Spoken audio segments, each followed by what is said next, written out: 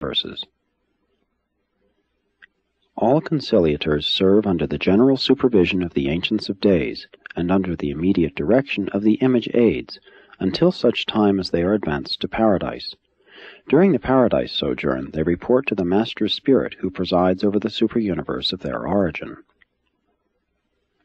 The superuniverse registries do not enumerate those conciliators who have passed beyond their jurisdiction, and such commissions are widely scattered through the grand universe. The last report of Registry on Uversa gives the number operating in Orvonton as almost 18 trillion commissions, over 70 trillion individuals. But these are only a very small fraction of the multitude of conciliators that have been created in Orvonton.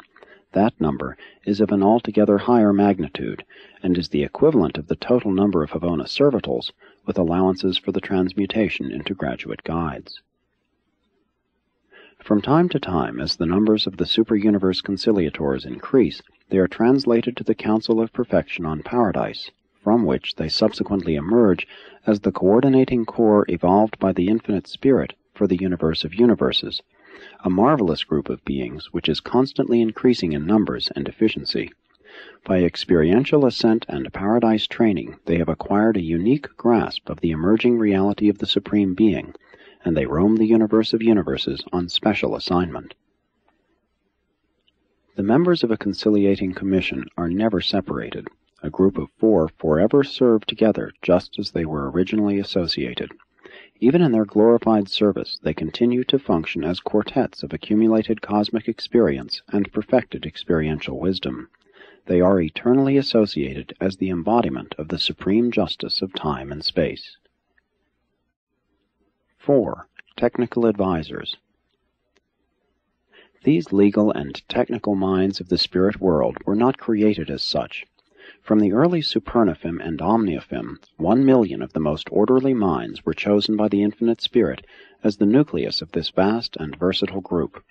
And ever since that far-distant time, actual experience in the application of the laws of perfection to the plans of evolutionary creation has been required of all who aspire to become technical advisors.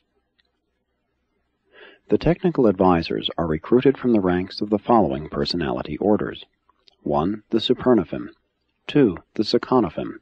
3. The Tertiaphim. 4. The Omniaphim. 5. The Seraphim. 6. Certain types of ascending mortals. 7. Certain types of ascending midwayers. At the present time, not counting the mortals and midwayers, who are all of transient attachment, the number of technical advisors registered on Uversa and operating in Orvonton is slightly in excess of 61 trillion. Technical advisors frequently function as individuals, but are organized for service and maintain common headquarters on the spheres of assignment in groups of 7. In each group, at least 5 must be of permanent status, while 2 may be of temporary association. Ascending mortals and ascending midway creatures serve on these advisory commissions while pursuing the Paradise ascent, but they do not enter the regular courses of training for technical advisors, nor do they ever become permanent members of the order. Those mortals and midwayers who serve transiently with the advisors are chosen for such work because of their expertness in the concept of universal law and supreme justice. As you journey toward your Paradise goal, constantly acquiring added knowledge and enhanced skill, you are continuously afforded the opportunity to give out to others the wisdom and experience you have already accumulated. All the way into Havona, you enact the role of a pupil teacher. You will work your way through the ascending levels of this vast experiential university by imparting to those just below you the newfound knowledge of your advancing career. In the universal regime, you are not reckoned as having possessed yourself of knowledge and truth until you have demonstrated your ability and your willingness to impart this knowledge and truth to others. After long training and actual experience, any of the ministering spirits above the status of cherubim are permitted to receive permanent appointment as technical advisors. All candidates voluntarily enter this order of service, but having once assumed such responsibilities, they may not relinquish them. Only the Ancients of Days can transfer these advisors to other activities. The training of technical advisors begun in the Melchizedek colleges of the local universes continues to the courts of the Ancients of Days. From this super-universe training they proceed to the schools of the Seven Circles, located on the pilot worlds of the Havona circuits. And from the pilot worlds they are received into the College of the Ethics of Law and the Technique of Supremacy, the Paradise Training School for the perfecting of technical advisors. These advisors are more than legal experts. They are students and teachers of applied law, the laws of the universe applied to the lives and destinies of all who inhabit the vast domains of the far-flung creation. As time passes, they become the living law libraries of time and space, preventing endless trouble and needless delays by instructing the personalities of time regarding the forms and modes of procedure most acceptable to the rulers of eternity. They are able so to counsel the workers of space as to enable them to function in harmony with the requirements of paradise. They are the teachers of all creatures concerning the technique of the creators. Such a living library of applied law could not be created. Such beings must be evolved by actual experience. The infinite deities are existential, hence are compensated for lack of experience. They know all even before they experience all, but they do not impart this non-experiential knowledge to their subordinate creatures. Technical advisors are dedicated to the work of preventing delay, facilitating progress, and counseling achievement. There is always a best and right way to do things. There is always the technique of perfection, a divine method, and these advisors know how to direct us all in the finding of this better way. These exceedingly wise and practical beings are always closely associated with the service and work of the universal censors. The Melchizedeks are provided with an able corps.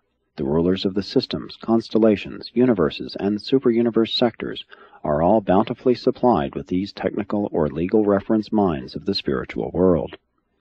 A special group act as law counselors to the life carriers, advising these sons concerning the extent of permissible departure from the established order of life propagation, and otherwise instructing them respecting their prerogatives and latitudes of function.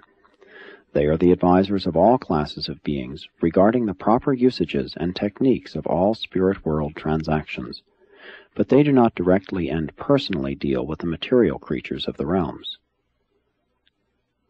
Besides counseling regarding legal usages, technical advisors are equally devoted to the efficient interpretation of all laws concerning creature beings, physical, mindal, and spiritual. They are available to the universal conciliators and to all others who desire to know the truth of law, in other words, to know how the supremacy of deity may be depended upon to react in a given situation, having factors of an established physical, mindal, and spiritual order. They even essay to elucidate the technique of the ultimate.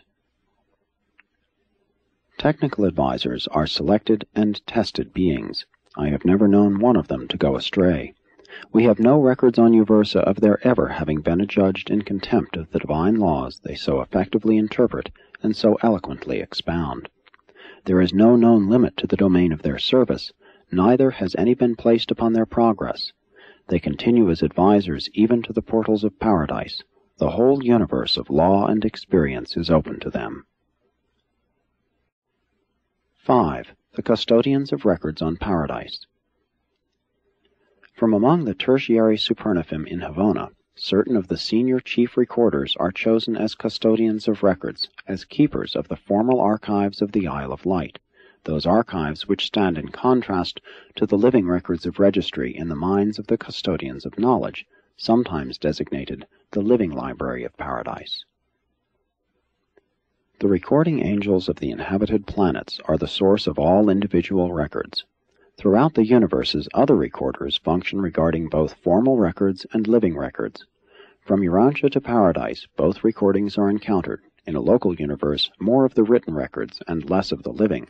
On Paradise, more of the living and less of the formal. On Uversa, both are equally available. Every occurrence of significance in the organized and inhabited creation is a matter of record. While events of no more than local importance find only a local recording, those of wider significance are dealt with accordingly.